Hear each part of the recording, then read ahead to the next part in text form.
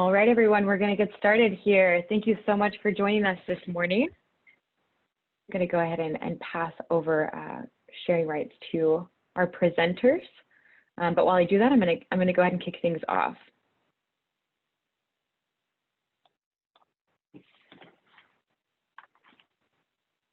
All right.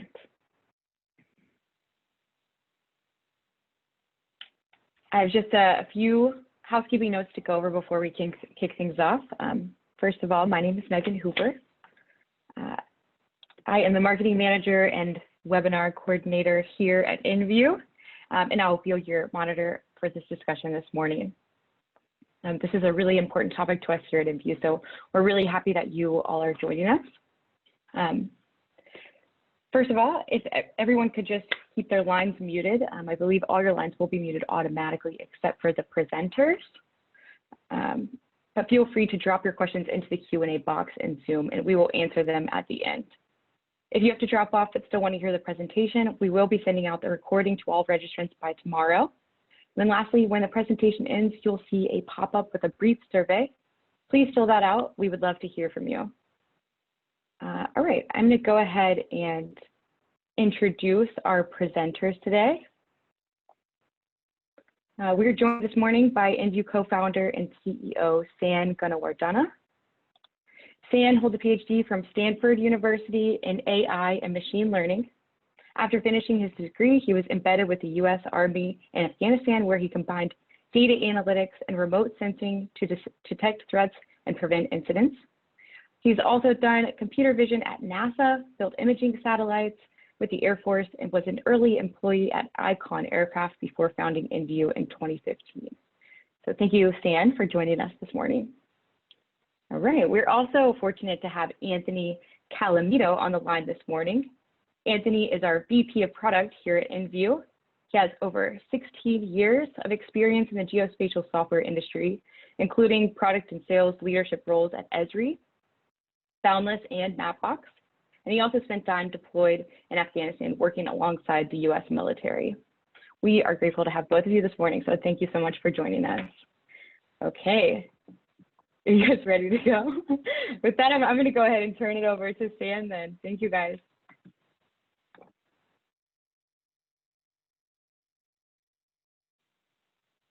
Can't hear you yet. Unmute yourself on your phone. Thank you for that very helpful tech tip, Megan. How about now? All right. Good to go. My screen's all right. Screen's coming through just fine. Everyone can see me? Okay, let's do it. Well, thank you everyone for joining. Super excited to have this conversation with you. It's very topical.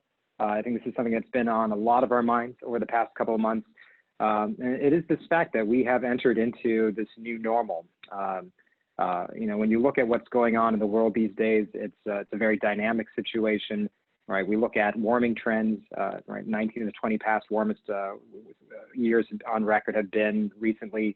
We had this summer 5 of the largest wildfires in California history burning simultaneously. We've run out of names for your typical named storms in the Atlantic season. And this is having a huge impact, right? Not just human, right? There's obviously people getting displaced, loss of life, injury, all that's concerning, but there's also very large financial impacts and economic hits. And so this is something that is very topical and top of mind. And the manner in which we respond to this can and should change. And I think we within the geospatial community have an opportunity and a kind of a privilege to really play a very large component in this. And so I'm excited to have this conversation with you. This is a conversation, and I think this really is a community effort. We're not standing up here and saying that we at Enview have all the solutions and answers, because I think that's an untrue and disingenuous statement. But it is us as a community within geospatial, within the first responder community, within policy, et cetera, that need to come together to really leverage some of these new developments and technologies to have a beneficial impact on our communities. And this is really about getting smarter about prevention, preparation, and response. And the theme here that we'll be talking to, the first part will be a high-resolution 3D physical model of the environment. This model will have different elements. I can explain that in a moment.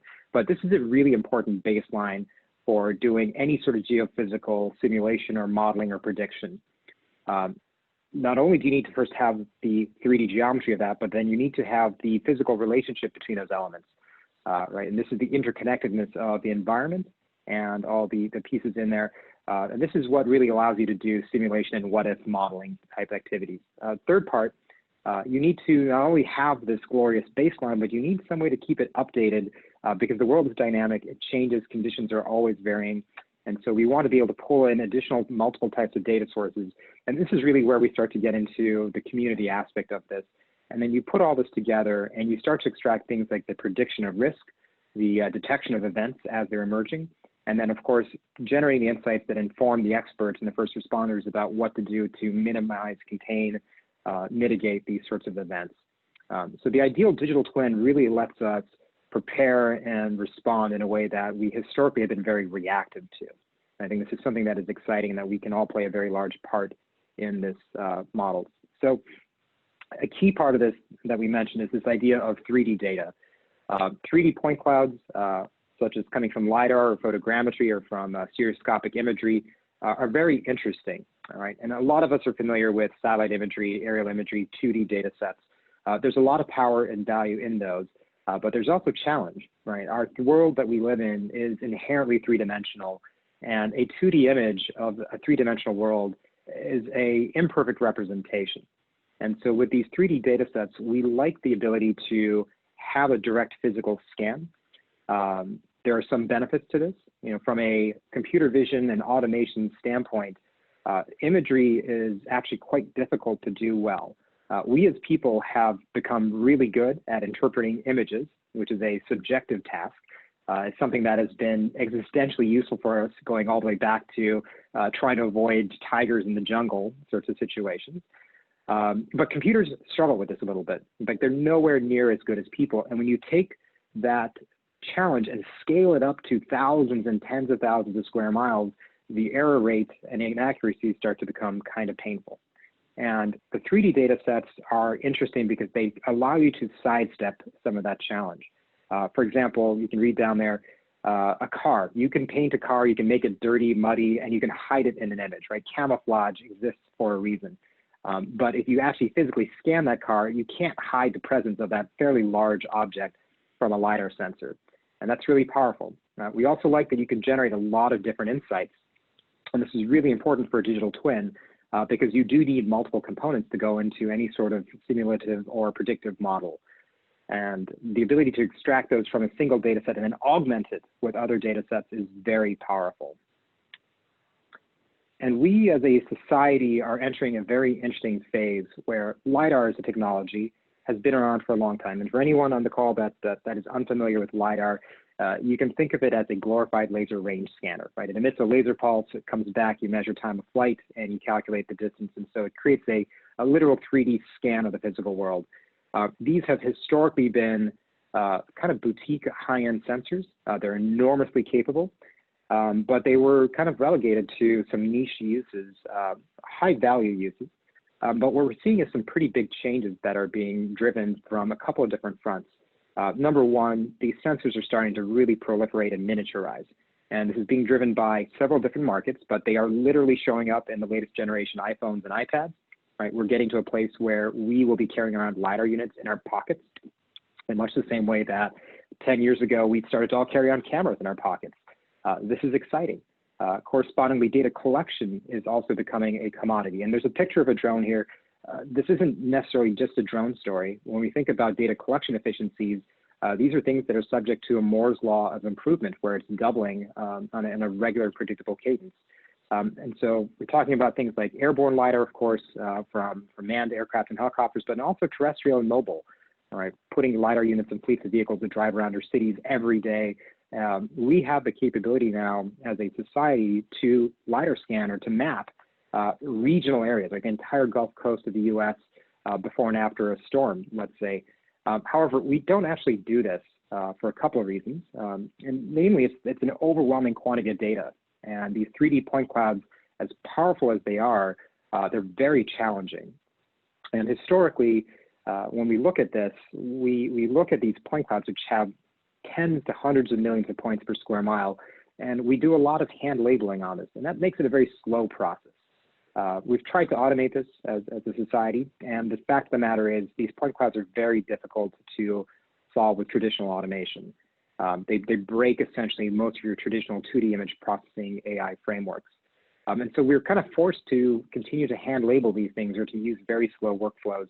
And so even if you could go map the Gulf Coast before and after a hurricane, why would you do that in a world where it takes you 9 months to turn that data set around? Like, that's kind of a useless capability.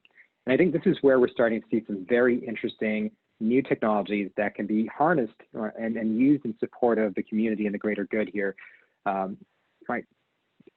Artificial intelligence, machine learning, large-scale cloud compute have some really big impacts and promises.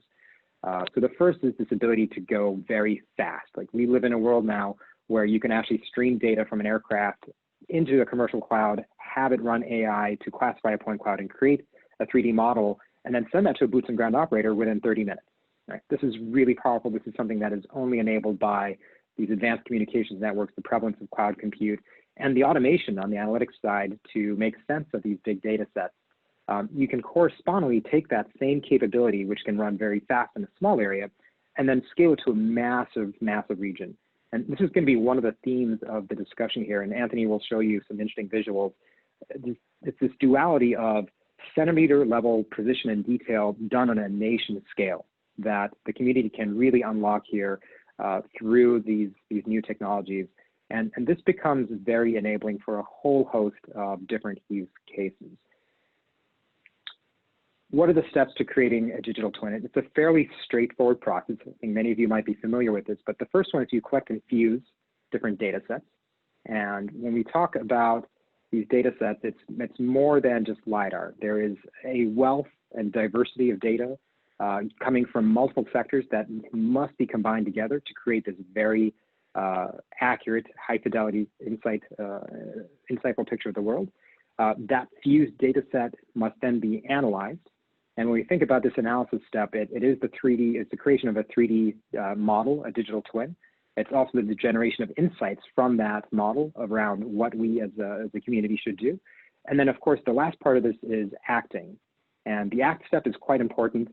When we look at some of these geospatial data sets, they're incredibly powerful, but they're also sometimes very complex. And so we as a community have an obligation to, I think, empower the end user with more of these insights more directly. And once again, things like cloud compute and web visualization really allow us to put this into the hands of people very directly, which I think is exciting. With that, I'm going to hand it over to Anthony, and we'll talk you through a couple of examples around what this sort of the digital twin can look like for a couple of examples. And it'll hopefully be a kind of a collaborative conversation. Anthony, I'll stop my screen share and hand it over to you if you're ready. Sounds good. Let me fire up my screen share here. And hopefully that's visible to everybody.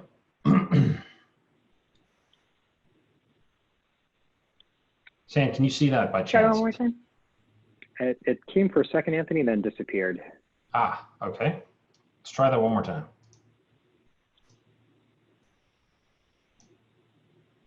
How about now? Looks much more promising. All right, there we go. Well, thanks, Sam. Yeah, and as you pointed out, I think there's a lot of usefulness to using laser measurement data and then deriving insights, gaining insights that inform action. And so what I have here is a very basic example of a LiDAR point cloud that's been added to, in this particular case, Enview's web application called Enview Explore. Basically, it is a SaaS application that allows you to not only visualize, but process 3D data as well. What we're looking at is a point cloud here over California. And you're looking at some of the common use cases or the common sort of segmented features that people tend to analyze and visualize in LiDAR. You're looking at buildings here in the orange, vegetation in green. Some features like cars and other vehicles are denoted here in gray. You can see some power lines and power towers in the red and gray. But the idea here is that we're using the application to visualize and start to look at things, how they align themselves and look in the real world. So what kind of insight can I gain from this? Well, for example, you can see here there's a power line that happens to cross very close to a tree. For folks in the electric world, in the utilities world, that may be important for them, right? This becomes a way by which they can proactively predict where mitigation and tree control or vegetation control may need to take place to prevent things like wildfires, which, as we all know, tend to be a very serious issue in California every year. So that's just one example of how you can take 3D data, look at the measurements, understand how features interact with each other, and begin to see the importance. There are other examples as well, understanding how features align in the topography, water runoff and water collection and consumption, things like watershed analysis obviously can be done here. But another great example is looking at change over time. And so here we're looking at an area of Kentucky. We've taken our LiDAR point cloud and actually converted it into hillshades, one from time period 1 and another from time period 2. And what you're seeing here in red and blue is actually a change detection. You're noticing areas in blue, their blue is new, so anything that is in blue is there or present at time 2, but wasn't there at time 1. And then the opposite is true. Everything in red is fled, things that were there in the first scene, but are no longer there in the second. Now there's a lot of, I'll call it noise, a lot of change, of course, throughout the entire scene. Most of this is based on change in vegetation, leaf on, leaf off, that type of thing. But there's a couple areas that are interesting to focus on. I'm actually going to use a change detection tool, in this case, just a simple slider to sort of wipe away. And we can sort of see some major change here. And this actually denotes a landslide that has actually come in the area. You can see the area in red was there before. Red is fled, but then it has moved. And as it subsided down the terrain, it's actually piled up in the area that's blue, because blue is new. And so we can start to use tools like this against high accuracy, high precision laser measured data to start to focus our attention. Where should I care about? Maybe if I'm a pipeline utility, I care very much about landslides and earthquakes. I want to understand, are portions of my pipeline now damaged because of these geographic activities? And the key here is, rather than having to manually process all this data, the beauty of a digital twin and the beauty of the way, in the case Enview set up our 3D capability, we're processing all this data in mass at scale. We're leveraging the power of the cloud to parallelize and process things in parallel. We're leveraging unique AI that we've developed in-house to specifically target 3D data and unstructured data, such as 3D point clouds, in ways in which traditional 2D AI don't really get to the point. So these are just a couple quick examples of how high resolution, high fidelity 3D data can be used to generate sort of insight that we can then go take action upon. I'm going to zoom out. So obviously we're very close here at a micro level, but I want to zoom Anthony. Out. Yeah. But if I might jump in, you know, I think this is a fascinating discussion, and there's an interesting story that's coming out of this that I hope the audience takes away. So there are a lot of very powerful historical uses of LiDAR, and I think, for example, keeping trees out of power lines is a fairly well-known one. Historically, this has been done very extensively on the high voltage transmission power lines, but as Anthony talks about the scaling, we can start to really open the aperture and think about additional use cases. So distribution power lines, there are 10 times more miles of distribution power lines than transmission power lines. And this is where the bulk of your O&M expense is happening or being incurred. But the things that we've done historically on transmission power lines are very manual, and they just don't scale from a cost or time or efficiency standpoint to the distribution lines. And so immediately there's one obvious place where we can start to apply this capability, right, to preventing ignition sources on power lines. But then I think there are broader and more interesting stories here that transcend the historical uses.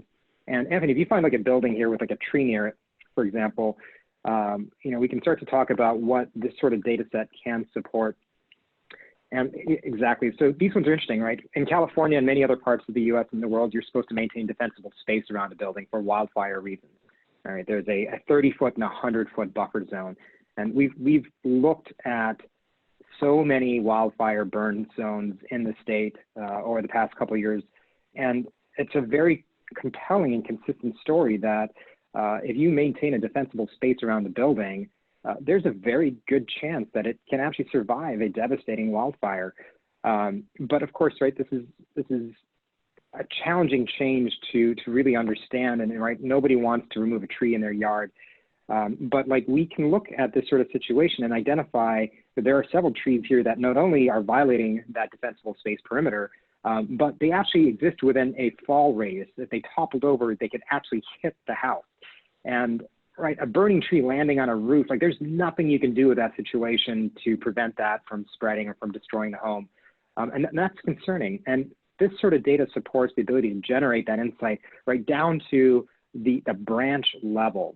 But what's really interesting is, through the scalability that Anthony was talking about, this sort of very granular micro level insight can be deployed at a state level. It can be done on a regional level. And I think that's really exciting, the idea that we can have these very tactical micro insights done at a nation scale. This is really what the computing and the automation enables us as a community to really unlock. And as Anthony zooms up, we'll start talking more a little bit about wildfire risk models and creating a wildfire digital twin. But this is a critical element, right? We care deeply about protecting our homes, our communities, understanding where these are in relation to the flammable elements in the world is incredibly important. Anthony, I'll kind of hand it back to you, but let's keep in mind this idea here that what we are generating is a full-blown 3D map, right? And this is starting to lay the foundation now for a 3D map of wildfire fuel loading, right? That can be done at a massive scale. Anthony, over to you. Yeah, no, that's great insight, right? And the scalability allows us to do two things: not only just look at broader and larger data sets, but allows us to analyze, as you said, more often. So perhaps, like you said, I'm a state who collects annually. We know the 3DEP program here in the United States from USGS is a big initiative to map at LiDAR laser accuracy every state in the nation. What if you could do that every year? Or what if you could do that every summer? What if you could do it every month? We know that part of the challenge is not just the collection and acquisition of the data, but it's the processing of the data. If you can't make sense of it, there's really no point in spending all the money to collect it. And so, you know, what you're looking at here is an example of a USGS web service of 3DEP data for the nation. We can see very clearly in this hillshade example how terrain, you know, obviously we all know the US isn't consistent in terms of its topography and its terrain. But what does that really mean? What is the impact of that? Well, when you start to look at various pieces of information together, it really starts to make sense how a data fusion platform can help derive answers to those types of questions. So the first thing I'll turn on here is a web service of weather data, in this case, NextRad radar. Doesn't seem all that impressive, but if you take a look at what's actually happening here, this is the Appalachian Mountains here along the East Coast, and as this frontal system begins to move through, the weather's actually getting sort of tore up and destroyed. The radar is getting less intense as it hits the mountains there. It's actually being broken up by the terrain, right? And so the terrain plays a real impact on the way weather affects our everyday lives. If we zoom out a little bit and take a look at things like humidity as well, what'll be really interesting here is if you take a look at, this is a US data set of humidity, current humidity levels, relative humidity. And you'll notice very clearly along the East Coast where that rainfall is happening that the humidity levels are actually higher than the rest of the country today. Makes total sense, right? You have the existence of precipitation. It's going to bring those humidity levels up. Unfortunately, the opposite of that is extreme dry weather on the West Coast, which is fueling a lot of those fires that continue to burn. If you take a look at things like bioclimates, here you're looking at, again, another web service from USGS that denotes bioclimates. If you take a look at things in California, you know, one side of the mountain range, you have this very hyper-humid climate, but on the very opposite side of that, you have this very dry climate. And so this drastic difference between climates as a result of that terrain makes a big difference in terms of what vegetation becomes fuel for further fires and how winds drive up mountains and fuel those fires even further. And so there becomes a really interesting impact when you have the ability to look at 3D data at scale and begin to understand how that impacts what we see on the ground. The sort of proof is in the pudding, as they say. And if I turn on the historical wildfires of both Forest Service and National Park Service areas, you'll see that same area we just talked about that's highly susceptible to arid climate, highly susceptible to winds going uprange, we typically see the persistence and existence of fires historically. So lots of ways we can use 3D data to derive insight. The next step, of course, and San, I'll turn this back over to you, is how do we then take that information predictively and proactively to help drive a discussion about how to change? And I'll go ahead and stop my screen here. Yeah, thanks, Anthony. So if we continue talking about wildfires, there's a life cycle to a wildfire, from prevention to ignition to spread, containment, extinguishment. And the fact of the matter is, a really good insight about the physical world has a critical role to play in all of those. And to paint a picture here, we think about starting with a high resolution LiDAR baseline. You can actually go ahead and create that very accurate 3D terrain model. You can create a 3D volumetric measurement of fuel loading. Right? You can understand whether there is grass, whether there is ladder fuel going up into the canopy, and then how much canopy there is in, let's say, the crown. And this is really powerful data. It's very insightful. We think about, if we look at a place like the West Coast of the United States or the Western half, it's no secret there's been a drought that's been going on for several years. The volume of kindling has been increasing. This is something that we can start to generate from a 3D data set at incredible precision. Now, the challenge, though, is that you can't go LiDAR map California every day, right? That is a bit of a stretch, but you don't actually need to. And this is where the community aspect becomes really helpful, is that there's a very elegant interplay of different sensor modalities and capabilities that should come together. So for example, we can take a LiDAR data set on perhaps a yearly basis, use that to generate an incredibly accurate model or catalog of the location of buildings, vegetation, our terrain, and things like that. But then what you want to do is update that, right? Because as the season goes on, the weather changes, right? Maybe it rains more, maybe it rains less, right? That's going to impact the health of the vegetation, which will impact the amount of fuel loading perhaps. And so you do want to update this at a higher cadence. And this is a place where things like satellite imagery become really helpful. Satellite imagery is very powerful. It's widely available. It's lower resolution. It is 2D. So you can't get like that full structure in 3D of an understanding of the fuel loading. It's much harder to infer where those trees could fall into houses, things like that. It's also harder to process from a accuracy standpoint, right? We talked about this earlier. Computer vision algorithms, they're powerful, but they are not as good as people, and so the error bars are larger. However, you can combine these two in a very elegant way where we can rely on the accuracy of the LiDAR baseline and then update that with, let's say, low resolution satellite imagery. And I think a great example of this would be looking at near infrared data. Near infrared imagery can be used as kind of a proxy for vegetative health. And it's not a perfect exact science, but we're not trying to create that sort of model here. We can create a relative index of how areas are drying out. For example, you can start to measure the spread of the beetle infestation by the health and the decay of trees. And this is deeply concerning for wildfire because that is a massive amount of fuel loading. You can start to measure the health of the underbrush perhaps and start to understand how quickly that can propagate. And you can do this with something like satellite data, which even if it's done at a 15 to 30 meter resolution, which is really barely good enough to see a house, you don't need centimeter level precision for that, right? Because you've got the LiDAR data to backfill that. And so you can take that satellite imagery, fuse it onto LiDAR, and then on a weekly basis, daily basis, start to update the health of the vegetation that you found in LiDAR with extreme accuracy. Then you can continue to take it to the next level and pull in real-time weather data. For those of us that live in the Bay Area or in one of these wildfire regions, it's become a fact of life that you get up in the morning, you check your weather app, and then you check your air quality index app. And so we know, right, how air quality changes. And that changes on an hourly basis. It's a very, very fast response dependent upon your local conditions. And so being able to pull in things like the local weather, winds, temperature, humidity, things like that do paint a very comprehensive picture. And so when you look at your leading edge wildfire risk models, those things require a good input of a 3D terrain. The slope aspect, the direction that it's facing is incredibly important. The steepness matters a lot. Right, box canyons and things like that funnel wind in ways that are concerning and scary. But then, of course, the amount of fuel that's out there, the amount of vegetation, the dryness, the humidity of that, or the moisture content of that fuel is important. But then weather, temperature, humidity, et cetera, become critical pieces. And we can combine all these things to create this living model. And then you can actually take it a step further beyond that, because we have the ability to forecast and predict weather out several days.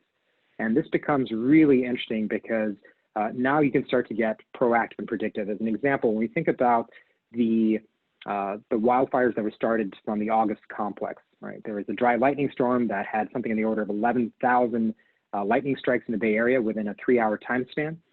That happened early on a Sunday morning, but it really wasn't until Tuesday afternoon that those initial sparks numbers became big enough that suddenly everybody became aware. And by that time, it was too late, right? These things took off.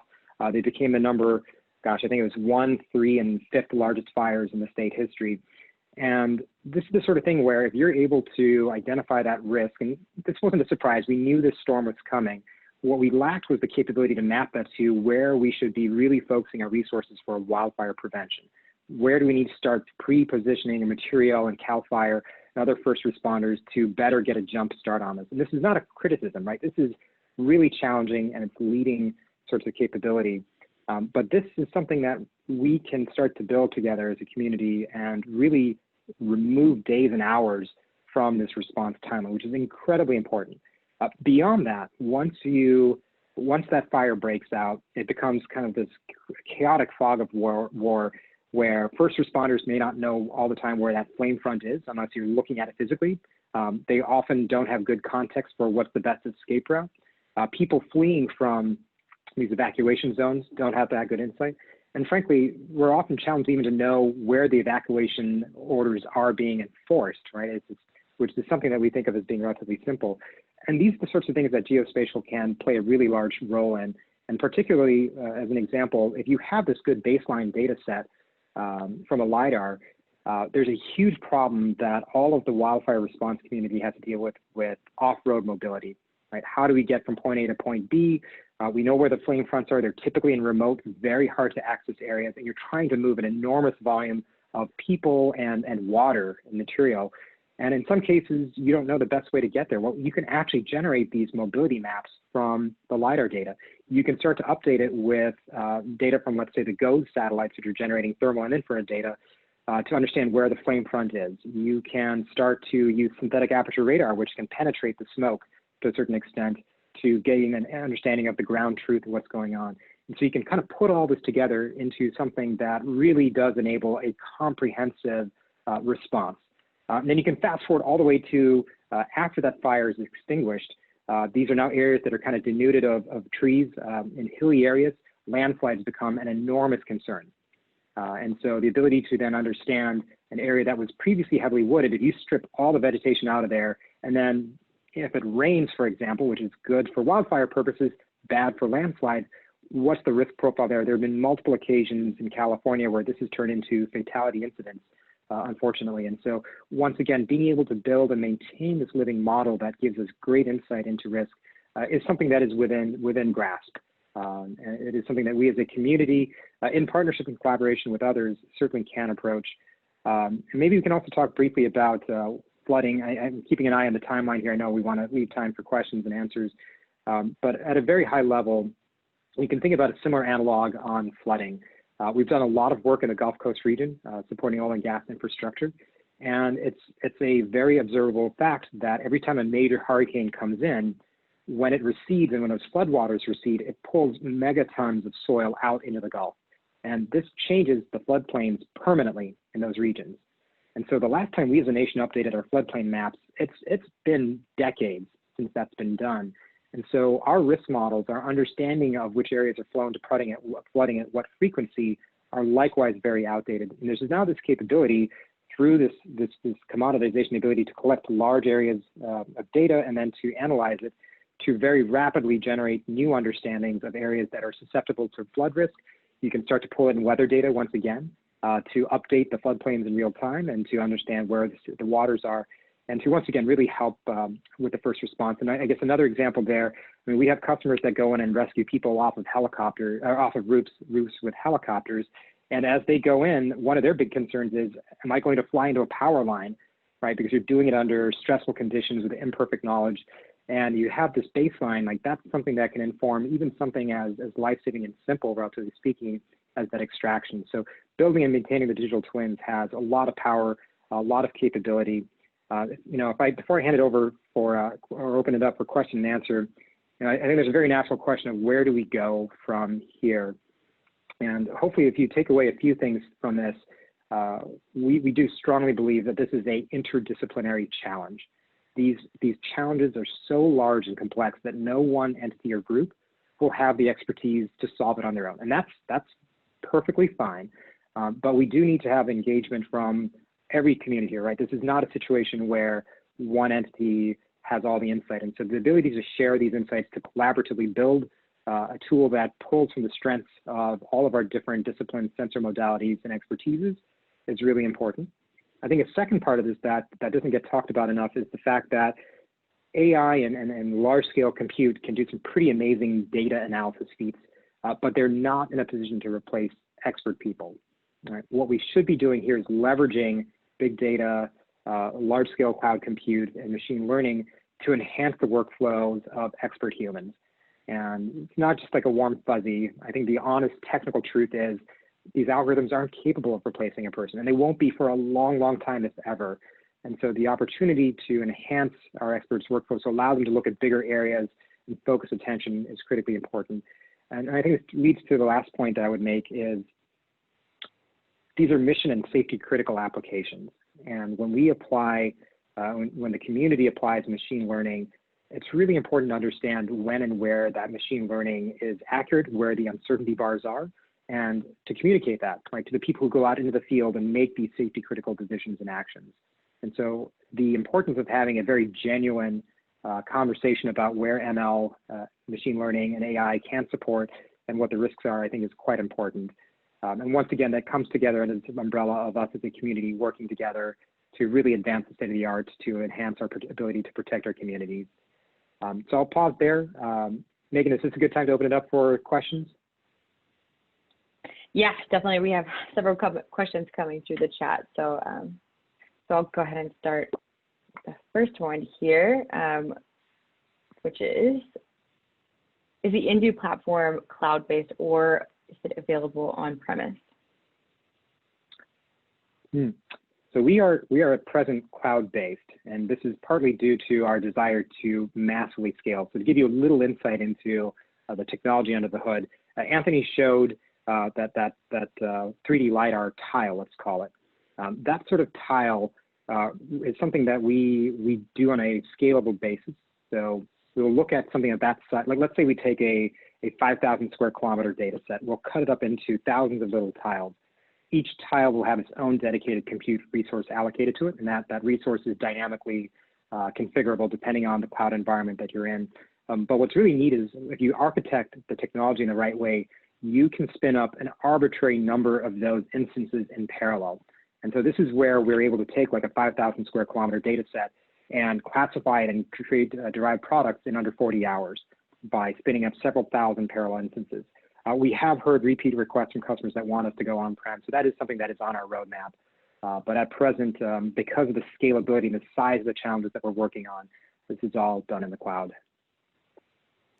Cool. Sam, okay, next question from, oh, sorry. Oh, Megan, just to add to that real quick for the viewers that are paying attention. So the system itself is containerized. So the movement from sort of an online to an on-premise is actually fairly straightforward. It's just we want it to go cloud first because of the scalability, and that's what we've done in this particular case. All right, next question is from Shanna Geary. Is there any plan to integrate your data if you also provide data with Google Maps? Sam, I can start with that one if you'd like. The answer is Enview as a product, as a company, doesn't actually provide or collect any data. We take data from whatever provider you happen to be working with. In a lot of cases, you know, folks have their own organic assets. They go out and collect LiDAR through drones or fixed wing aircraft or what have you. In certain cases, we collaborate with partners who provide data or bring data to the platform. I think the answer really is Enview as a company is agnostic to whatever the source of the data is. And as San mentioned, the ability to fuse data from many different sources, whether those be commercial, private, privately owned, it doesn't really matter. We've talked a lot about LiDAR here, but really the backbone that we've created is a 3D backbone. So whether we're talking about SAR, whether we're talking about other types of radar, it doesn't matter. We're not specific to any one data type or technology or vendor. That's a good segue for our next question. Sorry, go ahead. Now, later on, a quick comment too. I think this is a really important part of, I would say, maybe democratizing this sort of data. Those people that live with LiDAR data know that it's powerful, but it's also really complicated and complex. So if you think about a battalion commander at a incident response site for a wildfire, that person has other fish to fry, but they need to be able to access this sort of information. And so we do feel that there is a strong obligation and responsibility on behalf of the community to make those results very accessible. And so like the things that Anthony was showing, for example, that's viewable through a web browser. You don't need to have specialized software. You know, it's always our goal to make it like, you know how to use Google Maps or Google Earth, that you should be able to interact and benefit from these living digital twins. If the community does not achieve that bar, like there's been, I'd say, a failure to the people that act on that information. Awesome. I think both of you kind of answered this next question, but I will ask it. Does your data fusion capability accommodate sonar file types? That's from Michael. That's a great question. In theory, we could handle lots of different type of data, whether it's with bathymetric LiDAR, whether it's sonar. The whole point of an AI backbone is to train it and allow the AI to learn and grow over time. I will say that at current, our system is not trained to handle sonar or bathymetric LiDAR. We are in the process of adding support for things like that. But as it stands today, it would not be as effective on bathymetric LiDAR or sonar itself, pure underwater, as it would be for things above the surface. San, I don't know if you want to add to that at all. No, it's I think a great response. You know, this is maybe a case where, depending on the application, right, we're trying to get a community solution out here. And so there are going to be people that are expert at creating underwater sonar-based models. And those certainly have huge impacts for flooding, any pipeline operations like mobility type things. Like those become interesting. And this is perhaps a scenario where you don't need, I mean, as much as I like a one-stop shop, if you're trying to solve these massive problems, maybe there's an opportunity to bring together experts from different areas and to create that one comprehensive digital twin that does have like those sorts of capabilities. Cool. Next question is from Steven. And he says, I see the benefits and the vision and have questions regarding the acquisition and frequency of updating LiDAR data. Do you envision a time when acquisition will be coordinated on a state or federal basis, for instance, the CPUC or CAL FIRE doing acquisition for California? It's a phenomenal question, and the short answer is yes. If you think about the amount of aviation that is done to provide aerial firefighting capabilities, that is a number that is measured in the tens of thousands of hours. We think about the amount of aviation that is done for civil transport, right? That's measured in millions, if not tens of millions of hours.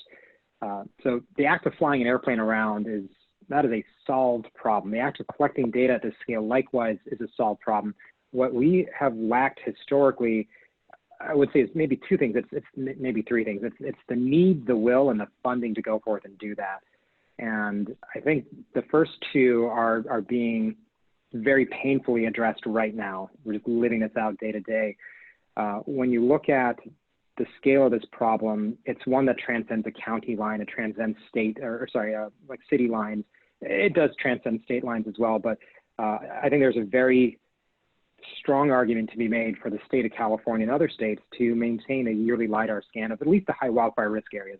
And it doesn't have to be done necessarily to a incredibly high point density, right? The types of things you're trying to get at here can actually be done efficiently.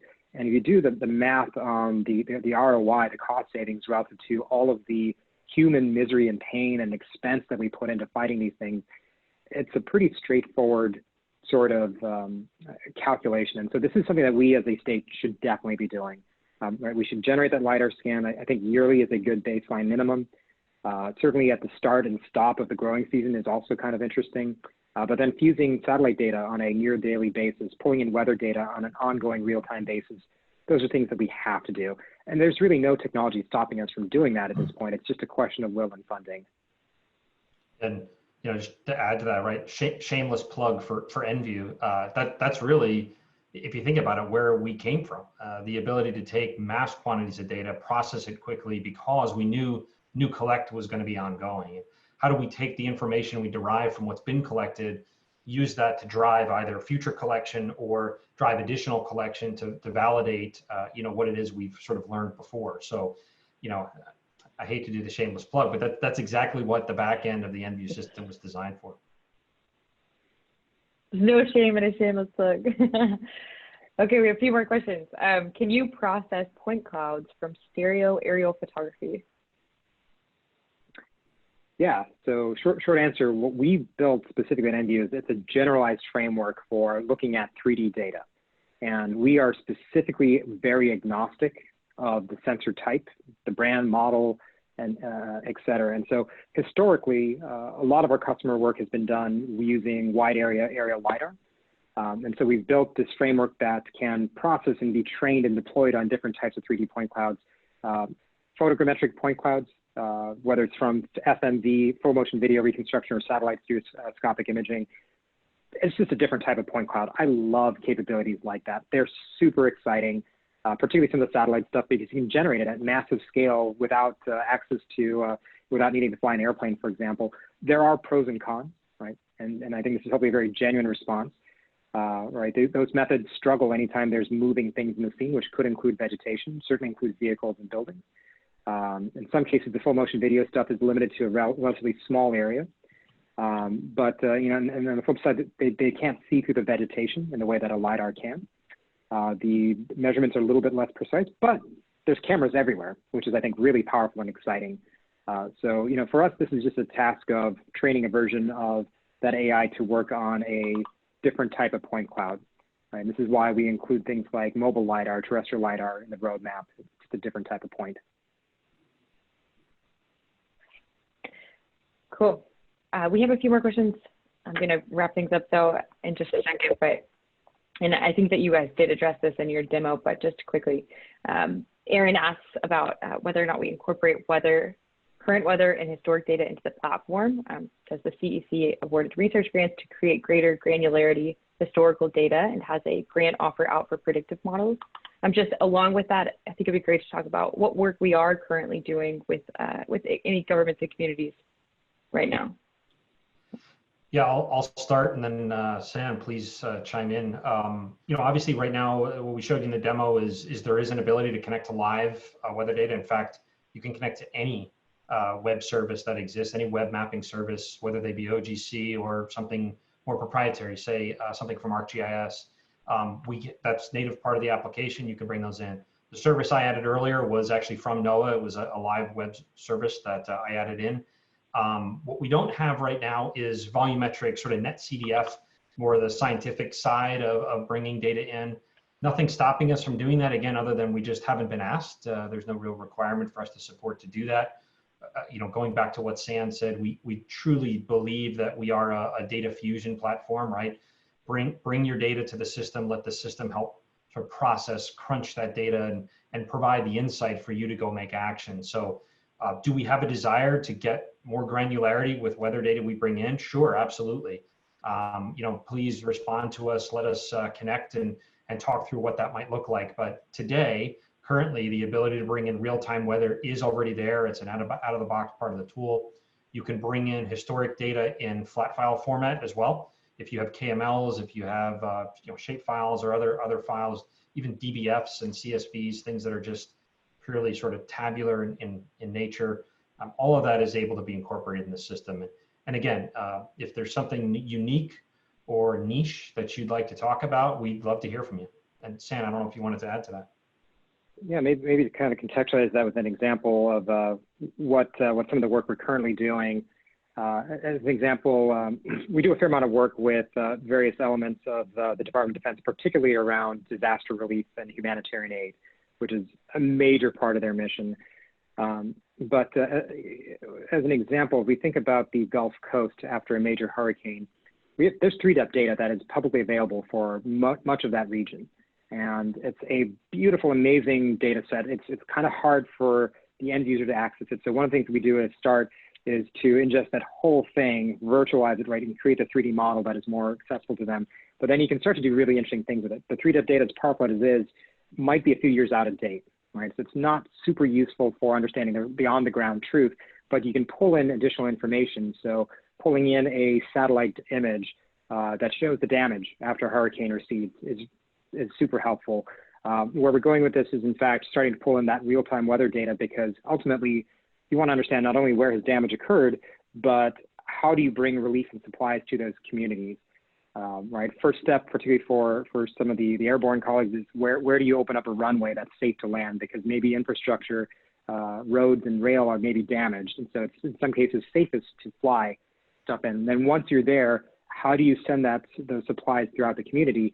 Well, you've got a Google Maps layer, right, that exists pre-disaster, and that's, of course, super helpful. But if you start to pull in your real-time weather statuses, you can not only understand, okay, where has there been flooding, which routes are closed off, but now you can start to layer in more predictive things. Say, like, all right, we're going to go off-road, and we know that this patch of ground here is traversable by, let's say, a Humvee or an F-350 type vehicle. But, oh, wait a second, the soil saturation now, due to all the rain, is at this level. Is that now just this muddy morass? Can we no longer drive through that? Should we take a longer route that is actually traversable to get to those people that need help? Right? These are all the sorts of things that are supported by a proper comprehensive digital twin. And once again, this is, I think, one specific example of the multitude of things you can do if you build and maintain this thing. And this is really, I think, in many ways, the community resource, right? It should be used for all these sorts of disaster preparation, response, and insight generation. Okay, guys, we're running out of time here, so I'm going to go ahead and take the last question, and then we will wrap things up. But we have a question from the chat. Can you extract detailed features like paint stripping, paving extents, manhole covers, drainage inlets, individual trees, etc., in Enview Explorer? Yeah, that's going to be a function of the quality of the data that you bring into the table or bring into the platform. If generally speaking, the way that I think about these things are that if we as a person can stand maybe 50 feet away from a thing and make that decision, typically a good data set will likewise support that sort of analysis. So like manhole covers, things like that's a repeat request from urban mapping and autonomous vehicles. If the data supports it, if it's resolvable in the data, yes, we can start to do things like that. Anthony, I don't know if there's anything you'd want to add to that. No, I would agree. It's largely dependent on the quality of the data. The higher the fidelity of the data in terms of LiDAR, we talk about points per square meter, that, the higher the resolution of the data, the more features we're going to be able to depict. Okay, guys, thank you so much for your time today. It was a really great session. Thank you to everyone who joined us. I hope to speak with you guys again. And if we didn't get to your question, don't worry. We'll follow up with you individually. And just as a reminder, we are going to send out this recording. So thank you guys so much. Have a great day. Thank you, everyone. Thank you all.